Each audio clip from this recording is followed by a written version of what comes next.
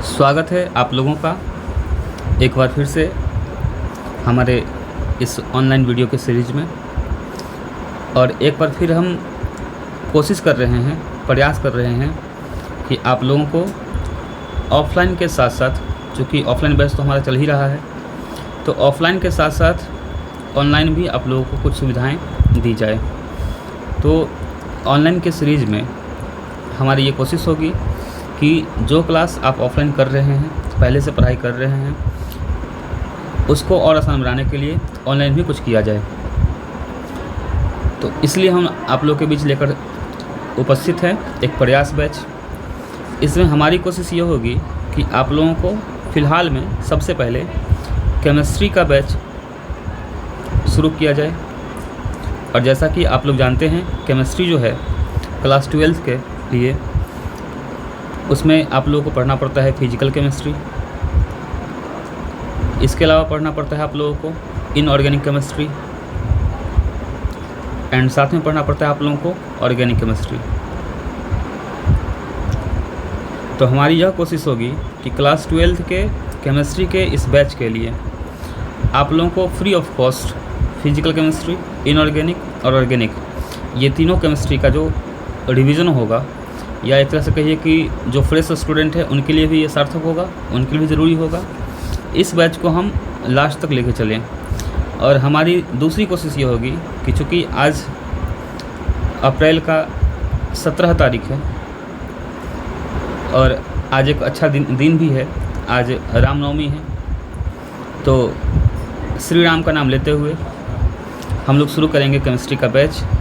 और कोशिश ये करेंगे कि अगस्त लास्ट तक, या फिर ऐसे कहिए कि सितंबर के फर्स्ट वीक तक आप लोगों को केमिस्ट्री का पूरा सिलेबस जो है कवर करवा दिया जाए।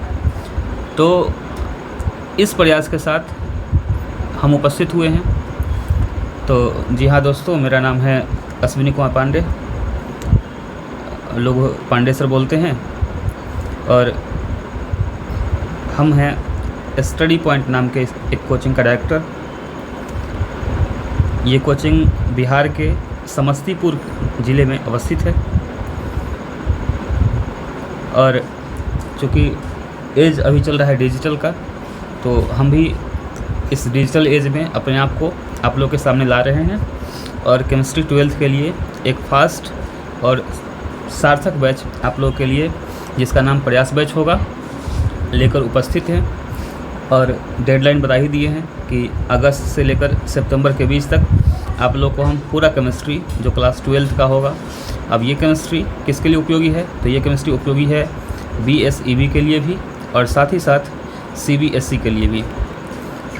दूसरी बात, ये जो बैच होगा ये हिंदी मीडियम में होगा, और साथ ही साथ इसमें हर टॉपिक का इंग्लिश भी साथ में हम बोला करेंगे। तो आप इसको बाइलिंगुअल भी कह सकते हैं। तो हम ये बैच बाइलिंगुअल लेकर चल रहे हैं। और जितने भी स्टूडेंट जो हिंदी मीडियम के भी हैं या इंग्लिश मीडियम के भी हैं, उन सब के लिए ये बहुत ही उपयोगी होने वाला है। दूसरी बात कि इस बैच का कोई कॉस्ट नहीं लगेगा, ये फ्री ऑफ कॉस्ट है। बस एक कोशिश है कि जो लोग ऑफ़लाइन हमसे नहीं जुड़ सकते हैं, वो लोग ऑनलाइन आकर ही अपने अध्ययन को जारी रखें, पढ़ाई को जारी रखें। और इसके बदले में आपको क्या देना होगा? तो इसके बदले में हम आपसे आशा करते हैं कि आपका सपोर्ट हमें मिले। और सपोर्ट कैसे मिले? तो इसके लिए आप जानते ही होंगे कि जो हमारा चैनल है इसको आप लोग सब्सक्राइब करें। और अभी जो हम आपको वीडियो प्रोवाइड करवा रहे हैं स्क्रीन शेयर करके, या ऐसे कहिए कि स्क्रीन रिकॉर्ड के माध्यम से जो वीडियो दे रहे हैं, ये वीडियो आप लोगों को हमारे चैनल से लाइव मिले, इस लाइव तक आप लोग लाएँ। और लाइव लाने का जो शर्त होता है वो आपको मालूम ही है कि लाइव के लिए कम से कम एक डिजिटल बोर्ड चाहिए, साथ में जो इसका कैमरा होता है वो चाहिए, तो एक फुल सेटअप चाहिए, या ऐसे कहिए तो एक फुल स्टूडियो चाहिए जहां से आपको हम वीडियो प्रोवाइड करवा सकेंगे। फ़िलहाल में इन सब फैसिलिटी को दरकिनार करते हुए हम लोग शुरू करेंगे स्क्रीन रिकॉर्ड के माध्यम से ही। और कोशिश ये भी रहेगी कि हम आपको बहुत जल्द PPT फाइल भी दिया करें, और साथ ही साथ जो क्लास हम कराएंगे उस क्लास का PDF भी आप लोगों को उपलब्ध करा सकें। तो ये हमारी कोशिश रहेगी। हालांकि कोशिश अच्छा है, अब आप लोग का अगर सहयोग रहा तो ये बैच अच्छे से सक्सेसफुली चल पाएगा। ठीक है, तो इसलिए इस बैच का नाम दिया भी गया है कि प्रयास बैच है। तो इस प्रयास बैच में जो प्रयास करना है ये केवल पांडे सर नहीं करेंगे। इस बैच को सार्थक बनाने का प्रयास हमारे जो स्टूडेंट हैं उनके तरफ से भी होना चाहिए। तो ये प्रयास किसका होगा? पांडे सर का तो होगा ही होगा, साथ ही साथ आप तमाम स्टूडेंट्स का भी इसमें प्रयास होना चाहिए। प्रयास में करना क्या है, हम पढ़ाएंगे और आप लोग अच्छे से उसको पढ़ेंगे। दूसरी बात ये है कि जो हम क्लास में पढ़ाएंगे, अगर मान लीजिए कि आप लोग ज़्यादा फास्ट लग रहा हो या क्लास में नोट करने में न बन रहा हो, तो आप लोग दोबारा इस वीडियो को देखेंगे, फिर से रिवीजन करेंगे और उसके बाद आप लोग इसका नोट्स अच्छे से बनाएंगे, ठीक है। और ये जो नोट्स होगा, बहुत सारे जो पब्लिकेशंस के नोट्स आते हैं उस नोट से बेहतर होगा। और यकीन मानिए कि एक स्टूडेंट जो नोट बनाता है उसका नोट किताबों से अच्छा नोट ज़रूर होता है। तो आप लोग हर एक पॉइंट को, जो भी हम बोला करेंगे, उस पॉइंट को भी नोट के तौर पे बनाएंगे।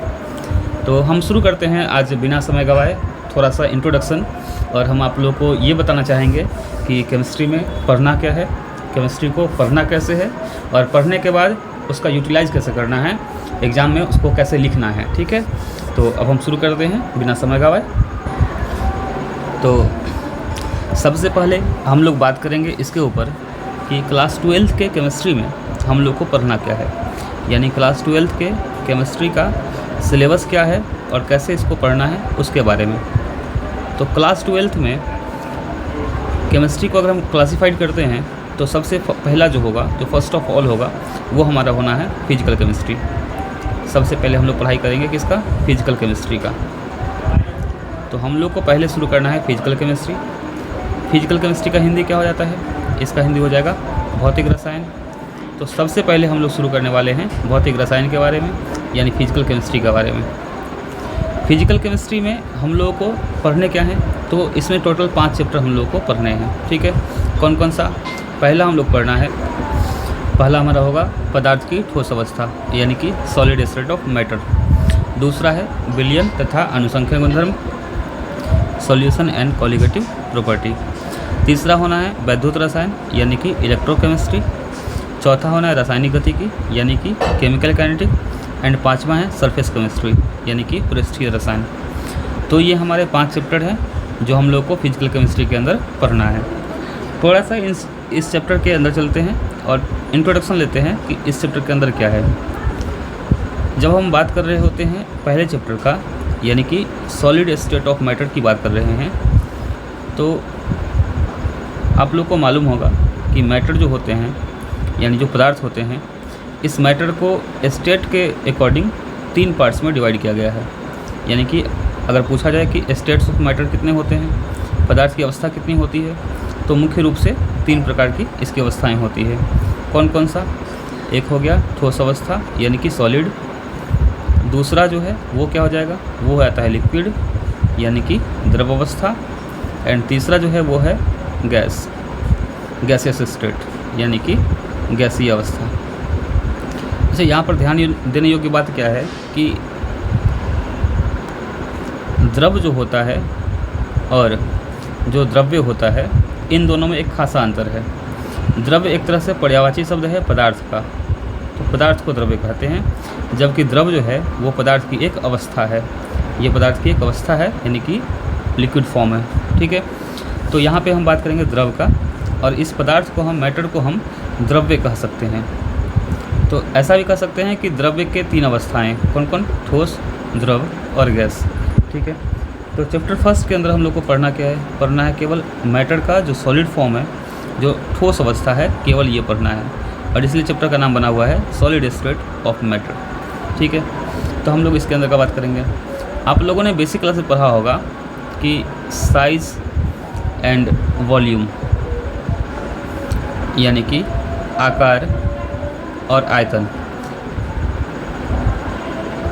इन 2 क्वांटिटी के अनुसार हम लोग सॉलिड को, लिक्विड को और गैस को क्लासिफाइड करते हैं, बांटते हैं। कैसे बांटते हैं? तो ऐसा पढ़ने मिला होगा आप लोगों को क्लास, बेसिक क्लास में, कि जो सॉलिड होते हैं इसका साइज़ और वॉल्यूम दोनों फिक्स होता है, यानी आकार और आयतन दोनों निश्चित होता है। जबकि द्रव के अंदर आयतन तो निश्चित होगा लेकिन आकार निश्चित नहीं होता है।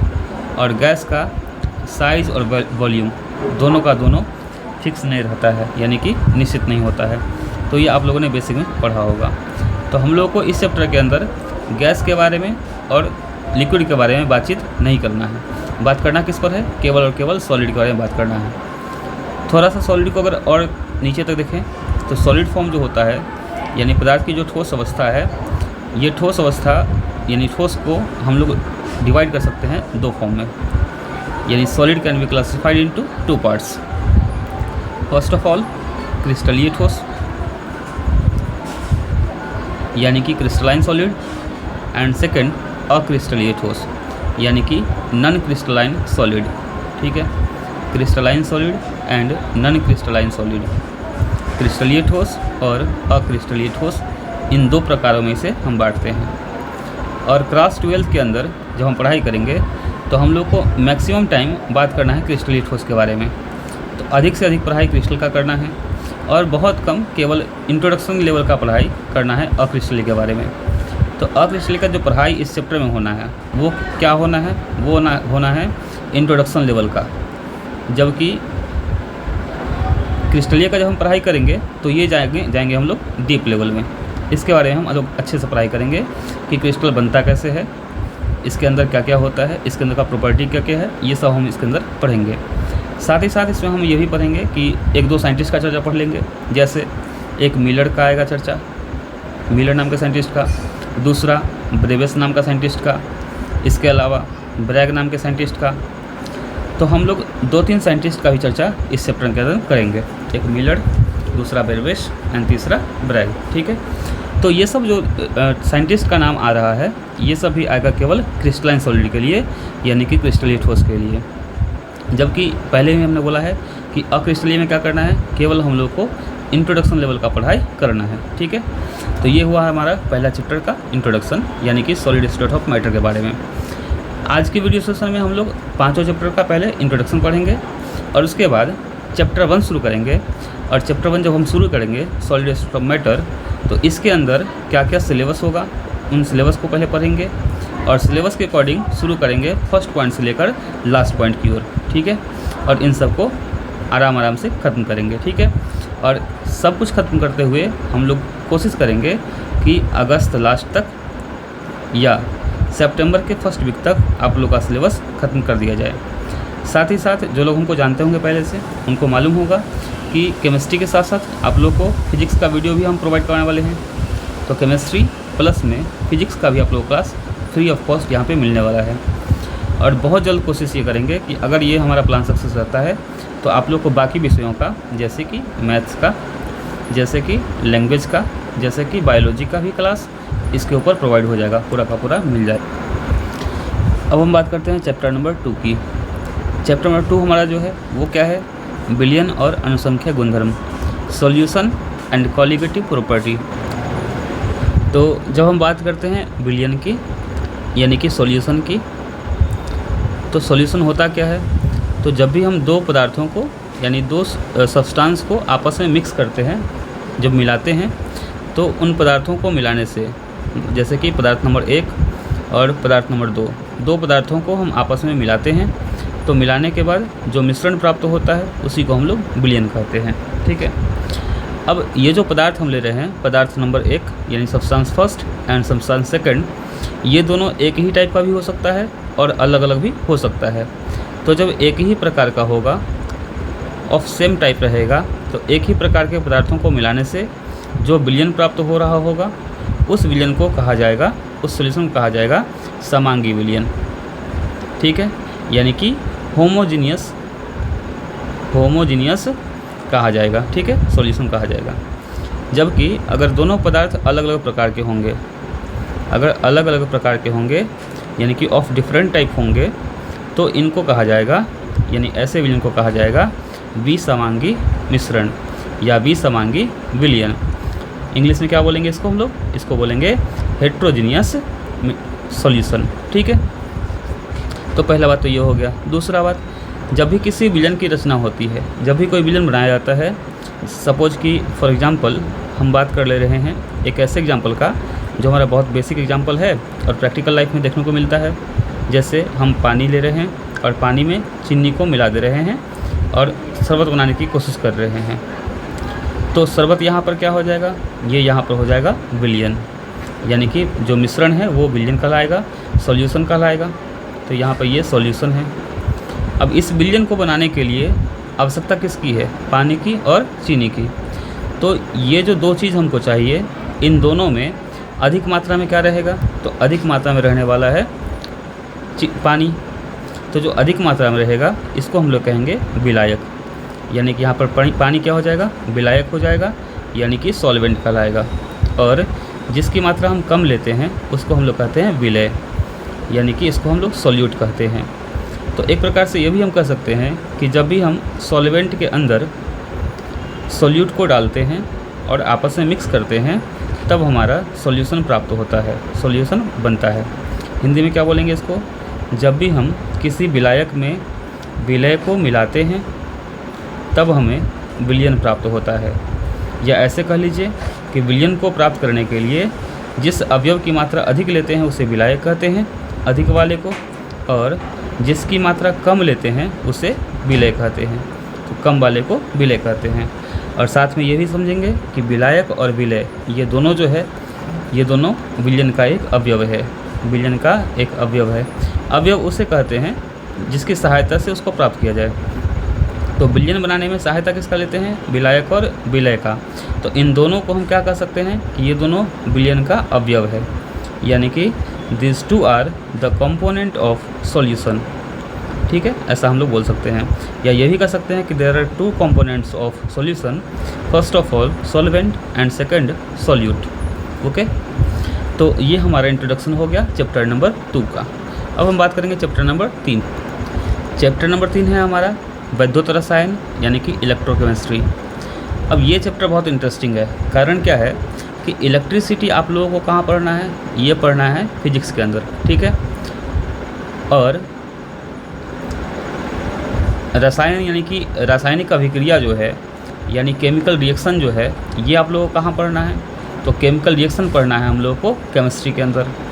तो ये एक ऐसा चैप्टर है जो फिजिक्स और केमिस्ट्री का कॉम्बिनेशन है। ठीक है, तो हम लोग को इसका ध्यान रखना है। दूसरी बात कि इस केमिस्ट्री के अंदर हम लोग दो चीज़ों का अध्ययन करने वाले हैं।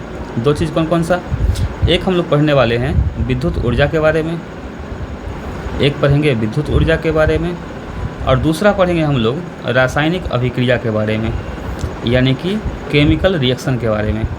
तो हम लोग को दो चीज़ों का पढ़ाई यहाँ पर करना है। एक पढ़ना है विद्युत ऊर्जा यानी कि इलेक्ट्रिक एनर्जी, एंड सेकंड पढ़ना है केमिकल रिएक्शन यानी कि रासायनिक अभिक्रिया के बारे में। ठीक है, केमिकल रिएक्शन। देखिए होता क्या है कि कभी कभी जो है कुछ ऐसे रिएक्शन हैं जिस रिएक्शन को पूरा करने के लिए हम लोग को विद्युत ऊर्जा की सहायता लेनी पड़ती है, यानी इलेक्ट्रिकल एनर्जी की सहायता लेनी पड़ती है। तो कोई वैसा अभिक्रिया जिसको पूरा करने में हम लोग इलेक्ट्रिक एनर्जी का हेल्प ले रहे हों, सहायता ले रहे हों, तो ऐसे अभिक्रिया को हम लोग कहेंगे वैद्युत अपघटन। ऐसे को हम लोग कहेंगे वैद्युत अपघटन, यानी इसको हम लोग कहेंगे electrolysis. This process is called electrolysis. कौन सा प्रोसेस, कि किसी केमिकल रिएक्शन को करवाने के लिए जब हम इलेक्ट्रिक एनर्जी की सहायता ले रहे हों, हेल्प ले रहे हों। और इसी के जस्ट अपोजिट यदि किसी रिएक्शन के बाद हम लोग को इलेक्ट्रिक एनर्जी प्रोवाइड हो रहा हो, मिल रहा हो, तो ऐसे अभिक्रिया को कहते हैं वैद्युत रासायनिक अभिक्रिया। वैद्युत रासायनिक अभिक्रिया कहते हैं। इन इंग्लिश क्या बोलेंगे इसको, इन इंग्लिश इसको बोलते हैं इलेक्ट्रोकेमिकल रिएक्शन। तो इसका अर्थ ये हो गया कि इस चैप्टर के अंदर हम लोग दो अभिक्रियाओं का अध्ययन करने वाले हैं। कौन कौन सा अभिक्रिया, तो एक पढ़ने वाले हैं वैद्युत अपघटन यानी इलेक्ट्रोलाइसिस, और दूसरा पढ़ने वाले हैं वैद्युत रासायनिक अभिक्रिया यानी इलेक्ट्रोकेमिकल रिएक्शन। जैसे अगर हम बात करते हैं एक सेल का, एक बैटरी का, तो बैटरी के अंदर क्या होता है, तो इसके अंदर होता है केमिकल रिएक्शन, और इससे मिलता क्या है हम लोग को, तो इससे हम लोग को मिलता है इलेक्ट्रिक एनर्जी। तो बैटरी एक ऐसा मीडियम है जिसमें इलेक्ट्रिक एनर्जी हम लोग को मिलता है with the help of chemical reaction. तो ये क्या कहलाएगा, ये कहलाएगा वैद्युत रासायनिक अभिक्रिया। क्योंकि अभी हम लोग क्या पढ़ा कि किसी रासायनिक अभिक्रिया के बाद अगर ऊर्जा प्राप्त हो रहा हो तो उसे हम वैद्युत रासायनिक अभिक्रिया कहते हैं। इलेक्ट्रोकेमिकल रिएक्शन कहते हैं। तो अभी बैटरी के अंदर जो है कौन सा अभिक्रिया होता है, इसके अंदर होता है वैद्युत रासायनिक अभिक्रिया होता है। और अपघटन का विशेष उपयोग जो है मेटलर्जिकल ऑपरेशन में हम लोग को पढ़ना पड़ेगा। इनऑर्गेनिक में इसका बहुत सारा उपयोग है। तो हम लोग चैप्टर 3 के अंदर ये सब बात पढ़ने वाले हैं। यानी वैद्युत रसायन जो है, इलेक्ट्रोकेमिस्ट्री जो है, ये फिजिकल केमिस्ट्री का वो ब्रांच है जिसके अंदर हम लोग इलेक्ट्रोलाइसिस, इलेक्ट्रोकेमिकल रिएक्शन, या ऐसे कहिए इलेक्ट्रिक एनर्जी, केमिकल रिएक्शन और इनके बीच के रिलेशन के बारे में अध्ययन करते हैं, स्टडी करते हैं। तो अब हम चलेंगे चैप्टर नंबर 4 की ओर, यानी कि रासायनिक गतिकी की ओर। ये है हमारा चैप्टर नंबर 4, यानी कि रासायनिक गतिकी। इसमें हम लोग क्या पढ़ने वाले हैं, तो यहाँ पे रासायनिक का अर्थ हो गया रासायनिक अभिक्रिया, यानी केमिकल रिएक्शन। तो रासायनिक अभिक्रिया और गतिकी का मतलब है कि इस अभिक्रिया के होने का गति क्या है, यानी इसके होने का वेग क्या है, वेलोसिटी क्या है, किस स्पीड से हो रहा है। यानी किसी भी केमिकल रिएक्शन के पूरा होने का स्पीड क्या है, रेट क्या है, इसका पढ़ाई इस चैप्टर के अंदर हम लोग को करना है। यानी कि अभिक्रिया के होने का वेग क्या है। ध्यान ये रखना है कि हम लोग चूँकि फिजिकल केमिस्ट्री पढ़ रहे हैं, तो फिजिकल केमिस्ट्री में हम लोग अभिक्रिया कौन सा है इसके ऊपर बहस नहीं करेंगे। तो इसमें हम लोग को बिल्कुल नहीं पढ़ना है कि अभिक्रिया होता कैसे है, अभिक्रिया में कौन पार्टिसिपेट करता है, इसका तो हम लोग फिजिकल केमिस्ट्री में बिल्कुल नहीं पढ़ेंगे कि अभिक्रिया का प्रकार कौन सा है, इसका टाइप क्या है। यानी रिएक्शन के अंदर का फीचर नहीं पढ़ने वाले हैं, इसका जो प्रॉपर्टीज़ होने वाले हैं उस प्रॉपर्टी के ऊपर हम लोग बात नहीं करेंगे। बात करना किस पर है कि जो रिएक्शन हो रहा है उस रिएक्शन के होने का स्पीड क्या है, किस स्पीड से हो रहा है। अब यहाँ और ध्यान क्या देना है कि कुछ रिएक्शन ऐसे होते हैं जो बहुत फास्ट होते हैं। तो जो रिएक्शन बहुत फास्ट होते हैं, बहुत तेज़ी से होते हैं, उन रिएक्शन का भी अध्ययन इसके अंदर नहीं करना है। क्यों नहीं करना है? जैसे मान लीजिए कि हम एक सोडियम लाए और सोडियम को खुली वायु में छोड़ दिए, तो ऑक्सीजन की उपस्थिति में सोडियम आग लगाएगा, जल जाएगा। तो इतना फास्ट ये जलता है कि इसका अध्ययन हम लोग कर ही नहीं सकते हैं कि इसके जलने का स्पीड क्या है। तो ये अध्ययन करना बहुत मुश्किल है। दूसरा, जो रिएक्शन बहुत स्लो होगा, बहुत ज़्यादा धीमी गति से होगा, मंद वेग से होगा, उसका अध्ययन भी हम लोग इसमें नहीं करेंगे। जैसे कि सपोज कि एक लोहे का छड़ है, इस छड़ को 10 दिनों तक छोड़ देने पर 10 दिन तक छोड़ दिए हवा में, अब इसके अंदर जंग लग गया है। तो ये जो जंग लगा है इसका अध्ययन 10 दिनों तक बैठकर करना संभव नहीं है। तो इस कारण से जो रिएक्शन ज़्यादा तेज़ से होगा और जो रिएक्शन बहुत स्लो होगा उसका अध्ययन हम लोग इस चैप्टर के अंदर नहीं करने वाले हैं। तो अध्ययन करेंगे किसका? अध्ययन उसका करेंगे जिसका रेट मीडियम हो, यानी जिसका अध्ययन करने योग्य हो। ठीक है, तो हम लोग इस चैप्टर के अंदर यही पढ़ने वाले हैं। तो ये चैप्टर नंबर 4 है, इसके अंदर का भी सिलेबस लिखेंगे और इसके अनुसार पढ़ाई करेंगे। एंड लास्ट अब हम लोग मूव करेंगे चैप्टर नंबर 5 की ओर, जो कि हमारा है फिजिकल केमिस्ट्री, सरफेस केमिस्ट्री। 5वां चैप्टर है सरफेस केमिस्ट्री, यानी कि पृष्ठीय रसायन। अब ये पृष्ठीय रसायन क्या होता है? तो नाम से ही क्लियर है कि केमिस्ट्री का यूज किसी सरफेस वाले काम में कहाँ पे होता है। तो इसके अंदर क्या क्या हम लोग सीखने वाले हैं? इसमें सीखेंगे कि सपोज कि कोई एक सरफेस है, एक सरफेस एक और सरफेस, 2 सरफेस का यहाँ चर्चा कर रहे हैं। तो इन दोनों सरफेसों में एक सरफेस जो है वो मिट्टी का बना हुआ है, ये सरफेस मिट्टी का है प्योर, और दूसरा सरफेस जो है सपोज कि ये प्लास्टर किया हुआ है घर का। ठीक है, अगर मान लीजिए कि पानी का ड्रॉप यानी पानी का जो बूंद है मिट्टी वाले सरफेस पे गिराया जाए तो क्या होगा? ये ड्रॉप सतह के नीचे चला जाएगा, जबकि प्लास्टर वाले पे गिराया जाए तो ये ड्रॉप कहाँ रहेगा? सतह के ऊपर ही आकर चिपक जाएगा। ठीक है, ये सब सतह के अंदर नहीं जाएगा। तो जब द्रव या गैस के अणु किसी ठोस सतह के नीचे चले जाते हैं तो इस घटना को हम लोग कहते हैं अवशोषण।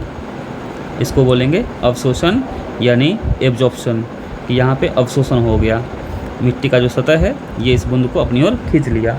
जबकि सतह पे ही यदि द्रव या गैस के अणु चिपक के रह जाएंगे तो इस घटना को हम लोग कहते हैं अधिशोषण। इस घटना को कहते हैं अधिशोषण यानी कि एड्जॉर्प्शन। जैसे कि सपोज कि अगर हम आप लोगों को वाइट बोर्ड के ऊपर पढ़ा रहे हैं, वाइट बोर्ड पे पढ़ाने के लिए किसका हेल्प ले रहे हैं? मार्कर का। और मार्कर के अंदर क्या डाल रहे हैं? उसके अंदर डाल रहे हैं इंक, जो कि लिक्विड है।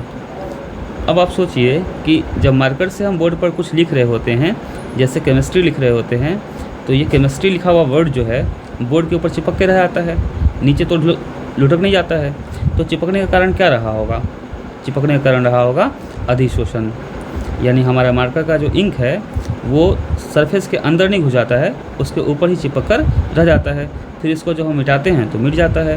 तो इसका अर्थ ये हुआ कि अधिशोषण के कारण ही मार्कर से लिखा हुआ चीज़ बोर्ड के ऊपर टिक पाता है और हम लोग उसका अध्ययन कर पाते हैं। ठीक है, तो अधिशोषण और अवशोषण यानी कि एब्जॉर्प्शन एंड एडजॉर्प्शन, ये दो ऐसी घटनाएं हैं जिसका चर्चा हम लोग करेंगे चैप्टर नंबर 5 के अंदर, यानी सरफेस केमिस्ट्री के अंदर।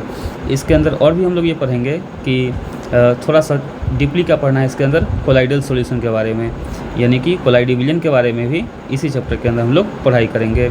और साथ में कोलाइडल सॉल्यूशन का ही एग्जाम्पल आएगा कुछ, जैसे कि इमल्सन का पढ़ाई करना होगा, जैसे कि जेल का पढ़ाई करना होगा, जैसे कि सर्फेक्टेंट का पढ़ाई करना होगा।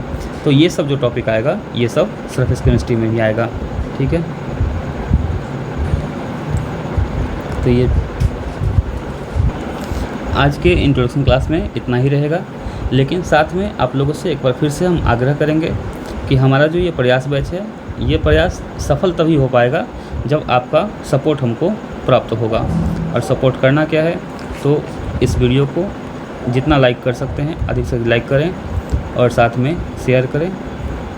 और जो लोग नए हैं इस वीडियो के लिए चैनल को सब्सक्राइब ज़रूर करें।